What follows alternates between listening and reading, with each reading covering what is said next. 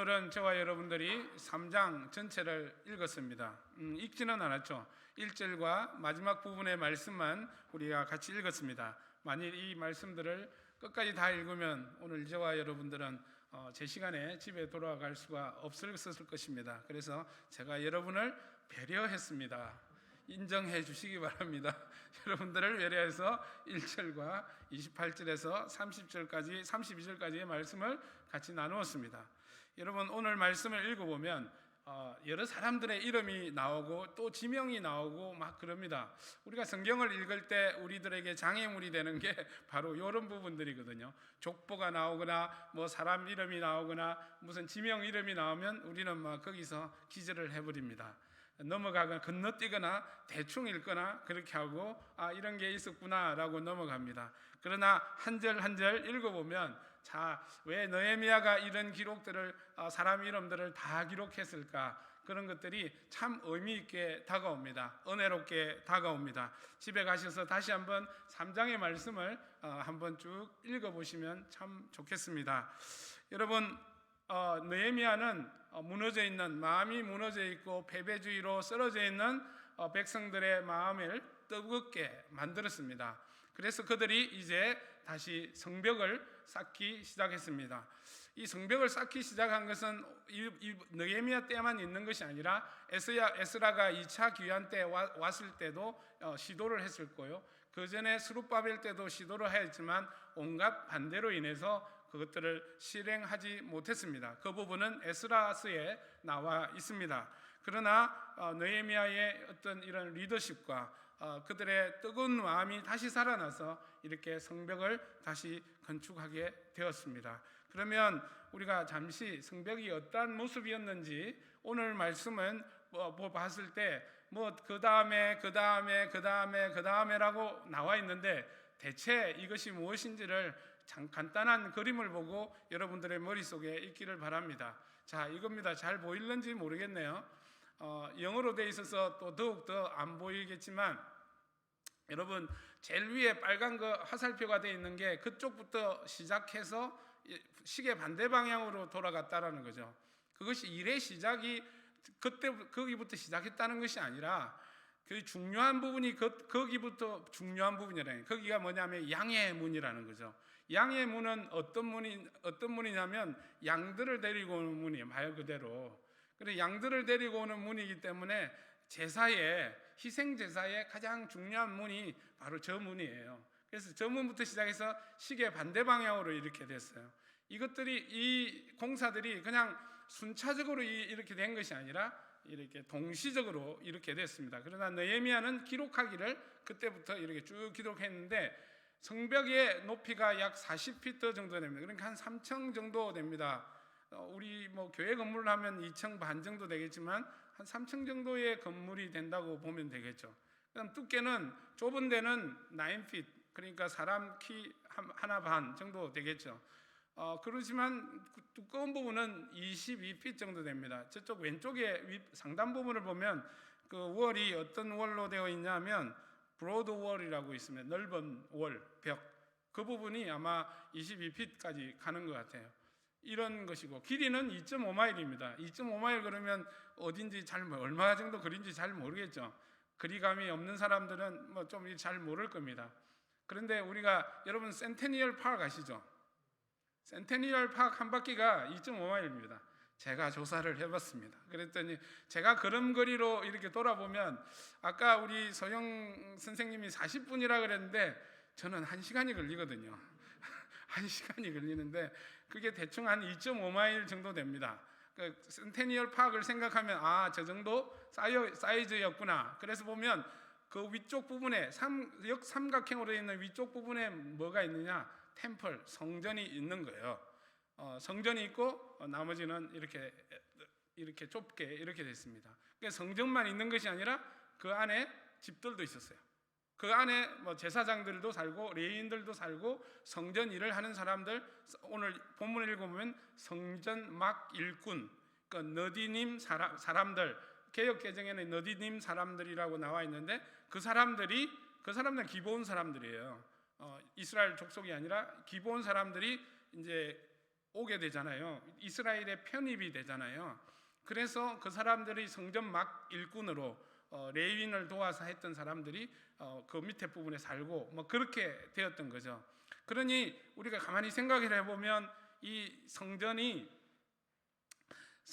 성벽이 제대로 되어 있지 않으면 성전의 기능을 할 수가 없다라는 걸 금방 아시겠죠. 다음 걸 보면 뭐 제가 같이 일했는데 기간이 얼마 정도 걸리냐면 52일이 걸렸어요. 52일이면 2달도 채 안 되는 시간에 이러한 공사들이 다 끝나버렸다라는 것이죠. 그래서 대단한 일이 벌어진 거죠. 여러분 집 하나 수리를 해도 한 달이 걸리고 어떤 경우는 2달이 걸리는 그런 경우가 생기는데 이런 2.5마일 되는 이런 페리미터 둘레 반경에 그 성벽을 건축하는 것들이 52일 만에 했다는 것은 얼마나 대단한 일인가 우리는 상상을 해보면 알 수가 있을 것입니다. 그러면 오늘 우리가 같이 나눌 말씀은 뭐냐? 그럼 52일 만에 과연 왜 어떻게 해서 52일 만에 됐을까 하는 것을 한번 생각해 보는 시간을 좀 가지기로 합니다. 그래서 이것이 결국 우리 교회 공동체를 세우는 데 있어서 우리 공동체를 교회를 세워 나가는 데 있어서 우리가 어떤 자세로 임해야 될 것인가를 우리는 분명히 알게 될 것이고 또 신약에서도 오늘 이런 모델을 바탕으로 해서 신약에서도 분명하게 우리들에게 어떻게 해라라는 것을 말씀해 주고 있습니다. 오늘 그것을 같이 한번 좀 가볍다기보다는 우리가 하나님의 말씀을 같이 나누어 보기로 하겠습니다. 자, 그러면 오늘 느헤미야가 보면 오늘 말씀을 보면 느헤미야는 오늘 섹션을 이렇게 나눴어요. 구역을 이렇게 나눴습니다. 이 구역이 모두 몇 개 구역으로 나누어지냐면 41개 구역으로 이렇게 나누게 됩니다. 2.5마일 되는 것을 41개 구역으로 나누어서 오늘 이것은 누가 공사를 했다 그것을 이야기를 하지만 사실은 그 전에 느헤미야는 이 41개 구역을 나누었고요. 그 나눈 다음에 어떻게 했느냐면 그 나눈 구역을 맡을 리더들을 리크루트 했다는 거죠. 쉽게 말하면 그 사람들을 자원해서 받았다라는 것이죠. 그래서 41구역을 맡을 수 있는 리더들을 그렇게 해서 세웠다는 거죠. 그렇게 세우면서 어떤 일을 했냐면 아까도 말씀드린 것처럼 그 양의 문은 가장 중요한 문이고 시작되는 문이에요. 그냥 이렇게 기록된 것이 아니라 먼저 기록된 것이 아니라는 거죠. 그래서 가장 중요한 문이 양의 문이다라는 거죠. 그래서 양의 문에는 누구를 배치시켰냐면 대제사장 엘리야십과 제사장들을 배치했다는 거죠. 그래서 영적인 그런 의미가 분명하게 있는 것입니다. 그래서 그냥 아무렇게나 느헤미야가 그게 세운 게 아니라 하나님의 예배를 드리는데 가장 중요한 사람들을 거기에 세워서 시작을 하게 만들었다라는 거죠. 그것을 시작으로 해서 시계 반대 방향으로 이런 사람들을 배치했다는 거죠. 그 다음에 또 우리가 읽어보면 중요한 부분들이 있는데 집 가까이에서 그 자기 성벽을 세운 이야기들이 군데군데 나옵니다. 이런 것을 봤을 때는 느헤미야는 그냥 아무렇게나 이렇게 원하는 데 한 것이 아니라 되도록이면 이 지리적인 조건도 물론 2.5마일이니까 그리 멀지는 않지만 지리적인 조건에 염두에 두고 이렇게 배치를 했다라는 것이죠. 그리고 세 번째는 오늘 말씀의 가장 중요한 말씀들이 많이 반복되는 말씀이 뭐냐면 그 다음에라는 말입니다. 그 다음에 누구 이런 말씀들이 계속 41번 아니지만 이렇게 계속 반복이 되는 겁니다. 그럼 그 다음에라는 의미가 뭘까요? 구역을 정한다는 말의 의미입니다. 책임 소재를 확실하게 해줬다는 말의 의미로 여러분 받아들이시기를 원합니다. 그래서 그 다음에라는 히브리어 단어가 웨알이라는 단어예요. 그 웨알이라는 단어의 의미가 어떤 의미가 있냐면 나누어서 책임을 지우다라는 뜻이 있어요. 그래서 여러분 오늘 설교 제목을 그 다음에라 놓은 이유가 그냥 저도 그렇게 놓는 건 아닙니다. 그래서 그 다음에란 말은 느헤미야는 모든 것을 다 생각하고 책임의 영역을 분명히 해주었다라는 거죠. 그래서 그 다음에 그 다음에 누구 다음에 누구. 그러니까 그 영역이 분명하게 정해진다는 거죠. 그래서 이거를 우리가 전문적인 용어로 말하면 이것을 뭐라고 이야기할까요? 바로 역할 분담이라고 이야기합니다. 이 역할 분담이란 말은 그냥 성경에만 나오는 얘기가 아니라 우리 모두들에게 익숙한 단어입니다. 그죠? 왜 그렇게 역할 분담을 해야 되는 걸까요? 느헤미야는 확실하게 역할 분담을 하고 책임을 주고 그 책임을 준 뿐만 아니라 권한을 줬어요. 그걸 또 뭐라고 그럽니까? 책임과 권한을 준 것을 뭐라고 그러죠? 좀 전문 용어로 위임이라고 이야기합니다. 그래서 느헤미야가 리더십을 발휘한 것은 뭐냐면 역할을 확실하게 구분하고 책임 영역을 구분하고 그에 따라 리더를 세울 때 책임도 주지만 책임만 준 것이 아니라 권한까지 줬다는 거죠. 그래서 나중에 리더들은 그 권한을 받으면서 그것을 다 매니징을 하게 되는데, 매니징을 하면서 자기의 돈으로서 그 일꾼들에게 페이를 했어요. 여기는 기록이 되어 있지 않았지만 페이했다라는 그런 사실을 알 수가 있어요. 그죠? 그래서 그만큼 했다. 그래서 이것을 전문 용어로는 역할 분담과 위임이라는 거죠. 이거는 우리에게 참 익숙한 단어고 잘 아는 단어예요. 그런데 이것들이 우리 일상생활에도 많이 쓰는 거고 우리 비즈니스나 사업을 할 때도 이런 것들이 많이 일어나잖아요. 그죠? 여러분 비즈니스를 하는데 가만히 생각해 보세요. 내가 모든 걸 다 할 수 없잖아요. 그러니 이 비즈니스가 점점 커지면은 A to G를 내가 다 하던 것을 나누어서 A를 누구에게, B를 누구에게 이렇게 그게 합당한 사람들에게 나누어주면 더욱더 효율적으로 회사가 잘 운영이 되잖아요.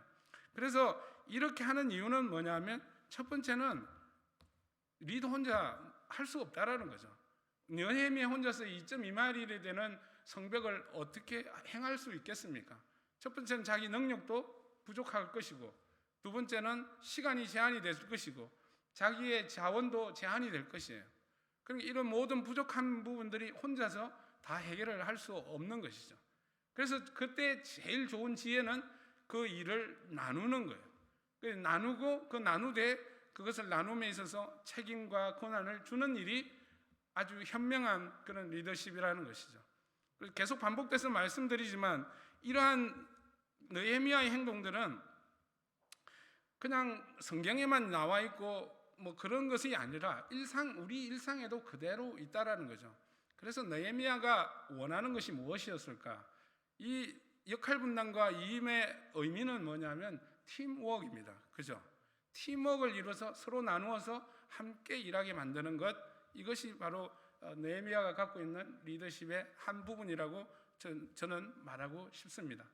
이와 비슷한 얘기가 어디에 나오냐면 출애굽기에 나옵니다. 그죠? 모세가 장인인 이드로가 방문을 했어요.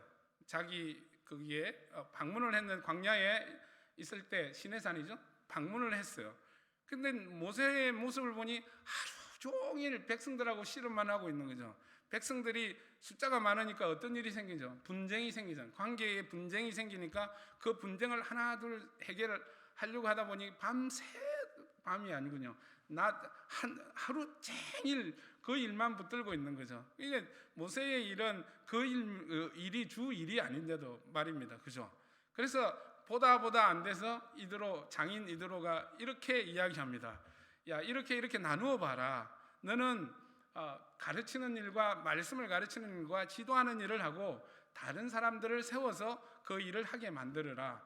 그래서 어떻게 하는 1000부장, 100부장, 50부장, 10부장 이렇게 나누게 되는 거죠. 그래서 일을 나누게 됩니다.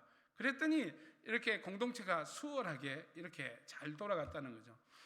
여기 구약에만 또 있는 게 아니라 신약에도 이런 모델이 또 그대로 있습니다. 여러분 초대 공동체가 세워지니까 어떤 일이 생깁니까? 사람들이 막 한 방에 그냥 3,000명이 전도가 되고 막 몰려드니까 정말 어지러워지잖아요. 질서가 안 세워지고 막 그러잖아요. 그러니까 사도들이 뭘 하게 되냐요? 공궤. 그러니까 불쌍한 사람들에게 나누어지는 일을 사도들이 막 하다 보니까 정작 해야 될 말씀과 기도를 하지 못하는 거죠. 그래서 누구를 세웁니까? 집사들을 세웁니다. 그래서 집사들이 그런 일을 할 수 있도록 만들어주는 거죠. 이것이 나눔이라는 거죠. 우리가 흔히 하는 말이 이런 말이 있습니다. 백지장도 맞들면 낫다라는 말이 있어요. 오늘 영어로 이런 말이 있나 봤더니 아까 소영 선생님이 말씀하신 것처럼 두 사람의 머리가 한 사람보다 낫다라는 그런 말이 같은 말이라고 그럽니다. 여러분 저는 어릴 때 창호지를 한 번씩 발라 봤습니다. 풀을 개어가지고 창호지를, 여러분들 창호지 발라 보셨나요? 창호지 발랐을 때 아버지께서 창호지 발라놓고 해라 하고 갔는데 혼자 낑낑 할리니 막 엉망진창이 되고 난리 부르스를 칩니다. 그런데 이제 동생들을 데리고 붙잡게 하고 이렇게 하니까 금방 팽팽하게 잘 되더라고요. 바로 그런 원리라는 거죠. 우리는 일상생활에도 다 아는 원리이고 우리가 비즈니스를 할 때도 다 아는 원리가 나누라, 일은 나누라라는 거죠. 그죠? 나눠서 책임을 주고 그에게 권한까지 주어서 잘 하도록 만들어라는 거죠. 그래서 52일 만에 왜 그렇게 됐을까? 이렇게 짧은 시간에 됐을까? 느헤미야가 했던 이 리더십이라는 거죠. 큰 일을 작은 부분으로 쪼개서 그 쪼갠 부분에 다른 리더들을 세워서 그것들을 할 수 있도록 권한을 주었다라는 것이죠. 이것이 52일 동안 하게 되었던 그런 첫 번째 원동력이 되음을 우리는 알기를 원합니다. 두 번째는 어떤 원인이 52일 만에 됐을까요? 여러분 한번 일을 잘 분담을 했어요. 책임도 주고 권한도 다 줬습니다. 그런데 정작 리더를 세울 사람이 안 움직여. 그럼 일이 돌아가나요? 안 돌아가나요? 안 돌아가죠. 그 두 번째의 원인, 가장 중요한 것이 뭐냐면 이 서브 리더라 그러죠. 그 리더들의 헌신이에요. 헌신이 바로 이런 일을 이런 일을 빨리 끝낼 수 있게 했다는 거죠. 여러분 오늘 제가 말씀을 다시 좀 정리를 해봤는데요. 그래서 첫 번째는 합리적인 역할 분담이에요. 그리고 위임을 했다는 거죠. 자, 오늘 자발적인 헌신 부분에 있어서 우리가 같이 한번 나눠볼 말씀을 보면, 오늘 본문을 읽어보면 이 본문을 직업군을 이렇게 분류를 해보면 한 15개 직업군이 나옵니다. 그죠? 그래서 15개 직업군이 나오는데 거기에는 어떤 사람들이 있냐면 대제사장 있고요, 제사장이 있고요, 그 다음에 성전 막 일꾼이 있고 레위인이 있고요, 그 다음에 오늘 보시는 것처럼 세공인이 있습니다. 세공인이 어떤 사람인가요? 이거 금은 세공, 그러니까 예를 들면 성전에 들어가는 기물이나 이런 것들을 만드는 사람이겠죠. 그 다음에 어떤 사람이 있냐, 향품 제조업자가 있습니다. 향품 제조업자는 또 이것도 사실은 향품이 성전에 필요한 것이 되는 거죠. 또 일반 사람들에게도 필요한 것이 되고요. 그 다음에 오늘 보면 구역이 아니라 책임자들이라는 말이 많이 이렇게 나옵니다. 그 사람들이 그냥 구역을 맡은 책임자가 아니라 성전 구역이 아니라 예루살렘이 있고 유대가 있으면 유대의 어떤 구역들이 정해져 있을 거잖아요. 그 구역을 맡는 그런 정치가들이라는 뜻이에요. 책임자가. 그래서 오늘날 보면 여기에 카운티가 있으면 카운티를 책임지는 사람, 이 사람들이 또 여기에 참여했다라는 것이죠. 그리고 뒷부분에 가보면 상인들도 이렇게 참여했다라는 거죠. 이런 사람들이 자기의 일상을 가지고 있어요. 그죠? 자기의 일상을 가지고 있으면서 하나님의 일인 성벽을 쌓는 일에 자기들이 참여했다라는 거죠. 그러니 그들의 참여는 그냥 참여한 게 아니라 자원하는 마음으로 참여했다라는 것을 우리는 알 수 있습니다. 여러분, 교회의 공동체의 일을 딱 맡기고 구분을 해서 맡겼을 때 어떤 반응들이 많이 나오냐면, 저 바빴어요, 저 능력이 없어요, 막 이런 얘기들을 많이 하면서 제가 할 수 없음을 이야기를 많이 합니다. 그러나 오늘 본문의 내용을 보면 저들의 일상을 막 일을 하고 있었어요. 하고 있으면서도 이 일이 하나님의 일이기 때문에 그 일상과 함께 이 일에 동참을 하게 됐다는 거죠. 그것은 자원하는 마음이 없으면 할 수가 없어요. 그래서 오늘 본문에서 이들의 헌신은 자발적인 헌신이었다라는 거죠. 이 자발적인 헌신은 어떤 효과를 나타내냐면 서로와 서로를 인커리지하는, 용기를 주고 서로 자극하고 서로 동기부여를 하는 그런 역할을 감당을 해요. 그래서 성전을 해 나갈 때 52일 만에 할 수 있었던 것은 이런 사람들, 이런 리더들의 자발적인 헌신이 그들에게 있었다라는 거죠. 그래서 그들은 어떤 일을 했냐요? 그들은 자기 비즈니스가 있으면서도 불구하고 일을 행했고요. 여러분, 사실 검은 세공인을 해보면 손이 재산이잖아요. 손이 재산인데 막일을 할 수 있겠습니까?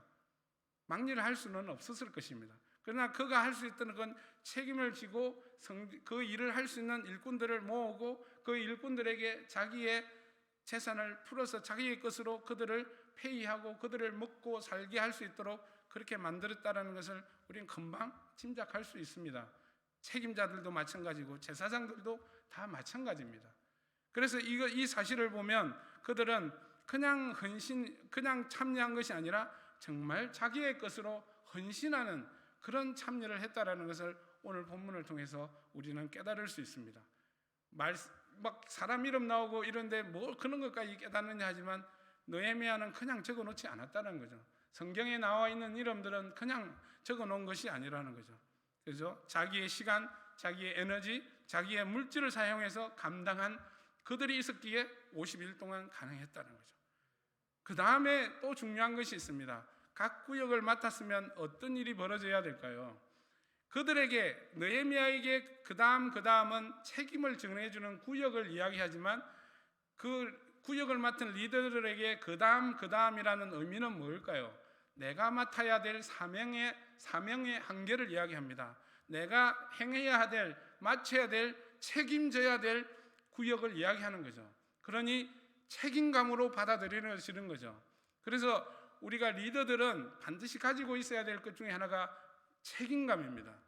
하나님께서 주신 거라든지 어떤 우리의 일상 속에서 살아갈 때, 여러분의 비즈니스 속에서 또는 여러분들이 직장 속에서 살아갈 때 중요한 것 중에 하나가 뭐냐면 책임감이라는 거죠. 이런 것들이 저와 여러분들 가운데 있기를 바랍니다. 그래서 이런 책임감들이 저희들 가운데, 저 리더들 가운데 있었기에 가능했다라는 거죠. 그 다음에 오늘 본문에 나오면 중요한 인물들이 나오긴 하는데 두 번 나오는 사람들이 있어요. 그 사람들이 뭐냐면 핫숲이라는 사람이에요. 핫숲은 자기가 행했던 구역뿐만 아니라 다른 사람의 구역까지 했다라는 것이 오늘 본문의 11절과 우리가 23절에 이렇게 핫숲이라는 사람이 두 사람이 나오게 됩니다. 그 다음에 드고아 사람들이 있습니다. 드고아 사람들도 5절에 나오지만 또 27절에 또 다시 한번 드고아 사람들이 등장하게 됩니다. 물론 드고아 사람들이 똑같은 사람이 그렇게 했다고 말하기보다는 나누어서 그렇게 했다라고 이야기도 할 수 있습니다. 그 사람들이 두 번 나오고요. 그 다음에 바룩이라는 사람이 나오는데 이 사람은 제사장입니다. 그러니 제사장들이 함께 했던 양의 문회를 세우는 일에 있어서 함께 했던 것과 물론이고 자기 개인적으로 한 구역을 맡아서 했다라는 것이 오늘 본문을 통해서 볼 수 있다는 거죠.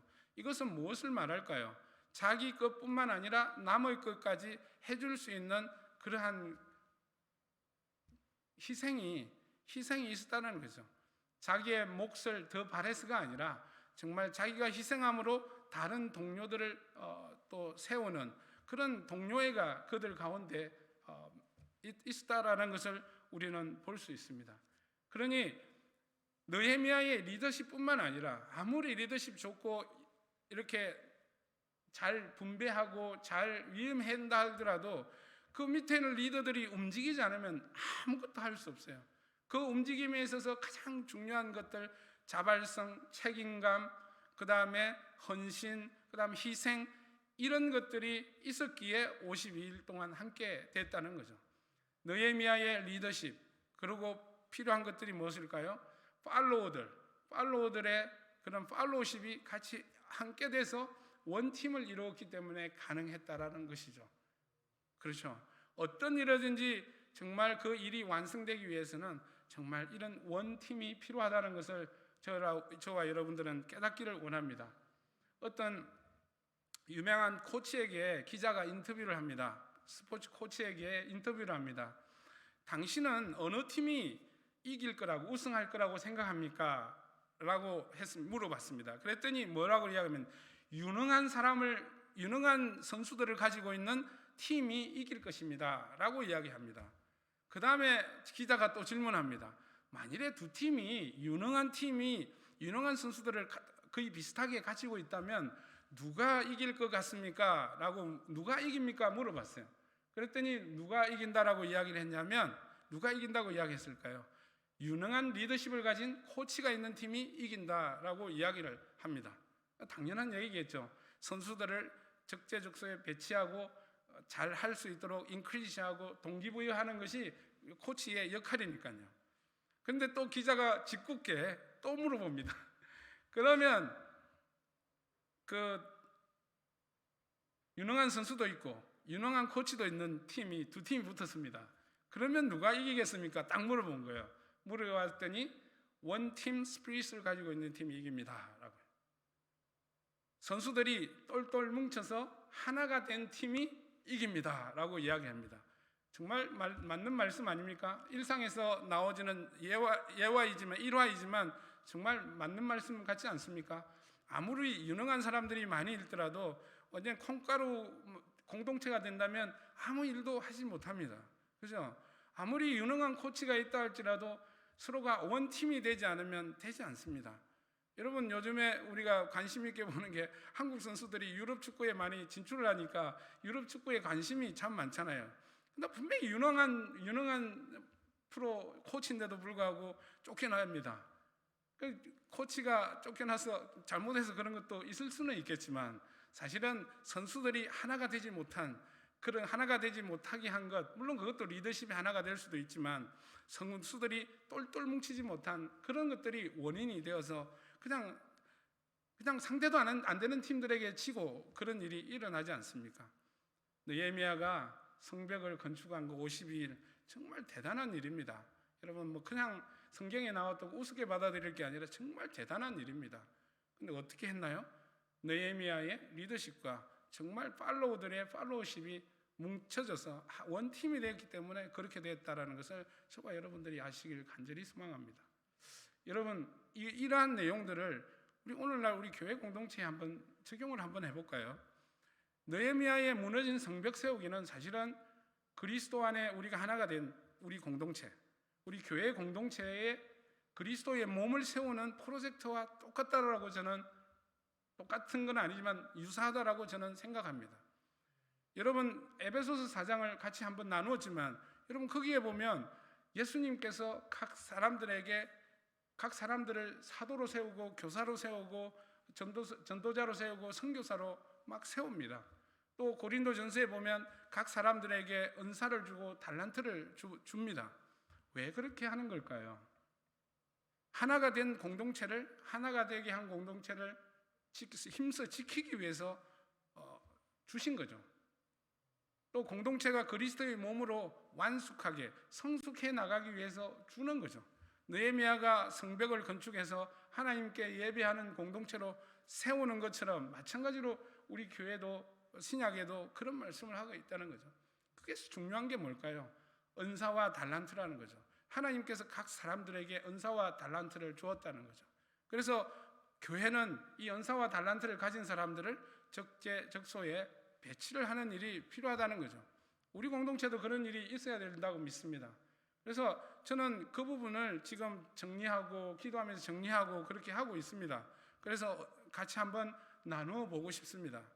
그리고 필요한 것들이 은사와 달란트 있으면 그 다음에 무엇이 필요할까요?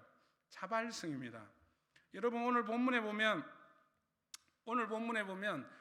이 성벽 건축에 참여하지 않은 사람이 이름이 기록이 나와요. 그게 5절의 말씀이 있습니다.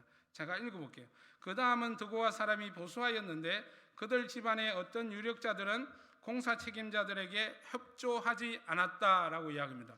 왜 협조하지 않았을까요? 왜 협조하지 않았을까요? 그것은 첫 번째는 귀족들이 안정된 상태의 삶에 만족했기 때문에 힘든 일을 하지 않기 위해서 그랬다는 것으로 이해가 될 수 있습니다. 그러나 그것보다는 이들은 자신들의 사적인 이익이 걸려 있었어요. 왜냐하면 이 사람들은 나중에 나오겠지만 토비아와 내통하던 사람들로 이면 기득권자들과 함께 똘똘 뭉쳐져 있는 그런 세력들이라는 것을 알 수가 있습니다. 그러니까 자기의 유익이 해쳐지니까 손해보니까 들어가지 않는 거죠. 교회 공동체에서 자발성이 떨어지는 이유가 뭘까요? 자발성이 또 요구돼요. 저 교회 공동체는 일반 사회 공동체와 기업 조직하고는 전혀 다릅니다. 그죠? 교회는 오면 손해보는 일이잖아요. 그렇잖아요. 여러분 헌금하는 게 여러분들에게 유익합니까? 여러분의 가정생활에 유익해지나 경제생활에 유익하지 않습니다. 내 가게에 지출이 나가는 거잖아요.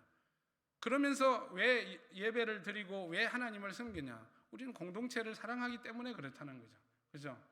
그래서 공동체에 있어서 이런 자발성이라는 건 가장 중요하지만 자발성이 잘 일어나지 않는다는 거죠. 왜냐하면 나의 이익과 직접적인 연관이 되지 않기 때문에 그래요.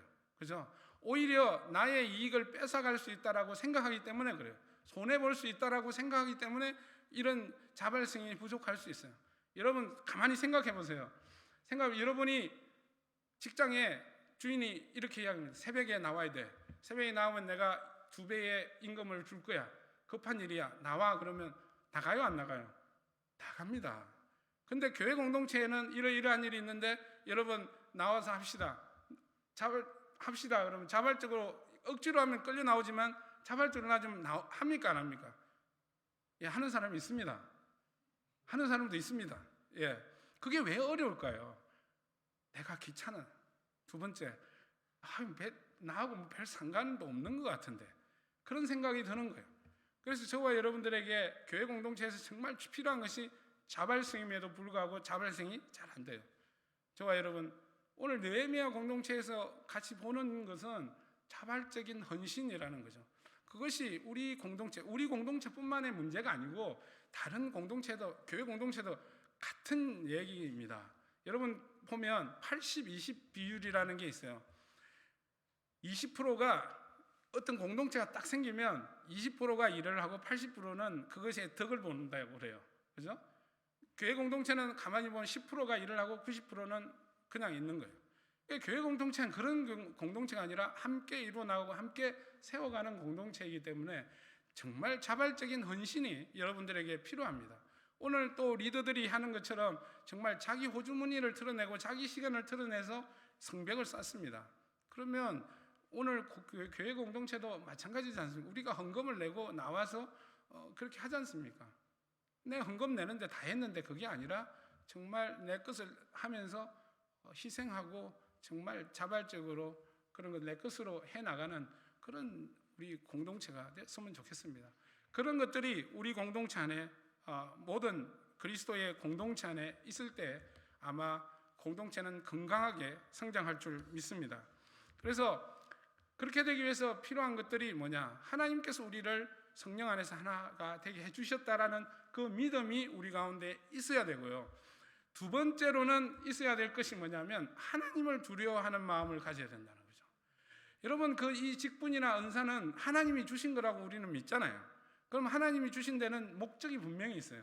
그 목적에 맞게 써야 되는 것이 우리의 의무예요. 그것이 제대로 되기 위해서는 사람을 두려워할 것이 아니라 하나님을 내게 주신 하나님 은사를 주신 은혜를 주신 하나님께 하나님을 두려워하는 마음이 저와 여러분들 가운데 있을 때 가능하다는 거죠. 하나님이 우리의 하신 일을 세 번째 기억하신다라는 믿음을 가질 때 가능하다는 거죠. 오늘 느헤미야가 3장에서 이름을 쫙 다 적어놨잖아요. 왜 적어놨겠습니까? 여기는 느헤미야 이름 하나 나오지만 그거는 느헤미야 총독의 이름이 아니에요. 느헤미야 이름은 하나도 없어요. 자기 이름은 안 적어놨어요. 누구의 이름만 적어놨습니까? 그 리더들의 이름만 다 수고한 사람의 이름들만 다 적어놨어요. 느헤미야가 왜 적어놨을까요? 후세들이요 하나님의 성전을 하나님의 예배를 위해 수고하신 사람들이 이런 사람이다 라고 보게 하려고 그러는 거죠. 또 그렇게 할 수 있도록 인크리지하고 용기를 주고 격려하기 위해서 이 이야기를 썼겠죠. 또 하나의 목적은 무엇이겠습니까? 이 성경의 글은 그냥 사람만 읽는 것이 아니라 하나님께서 보신다. 하나님께서 기억하신다. 하나님 기억해 주십시오 라고 쓰는 것이잖아요. Remember these names. God, oh God, remember these names. These names. 이 사람들을 주님 기억해 주십시오. 이걸 보면 정말 느헤미야는 대단한 사람이에요. 자기의 공로에 대해서는 3장에 아무것도 쓰지 않아요. 다 다른 사람의 공로, 수고한 사람의 공로를 다 쓰고 있습니다. 하나님, 이 사람들을 기억해 주십시오. 하나님, 이 사람들이 하나님의 예배를 위해서 수고한 사람들입니다. 나는 우리 공동체가 그렇게 다 됐으면 좋겠습니다. 여러분 한 사람 한 사람이 정말 하나님이 기억하는 그런 이름이 되었으면 좋겠습니다.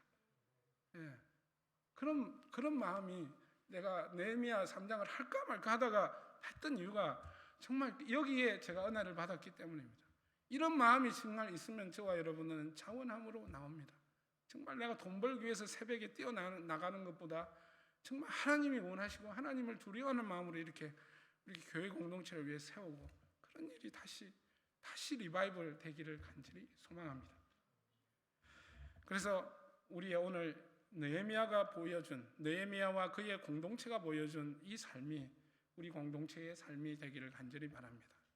또 이 삶이 여기서만 끝나지 맙시다. 교회만 잘한다고 되는 게 아니라 여러분들의 삶터에서 이런 일이 일어나기를 원합니다. 오너십이라는 말이 있습니다. 오너십은 오너만이 갖는 마음이 아니에요.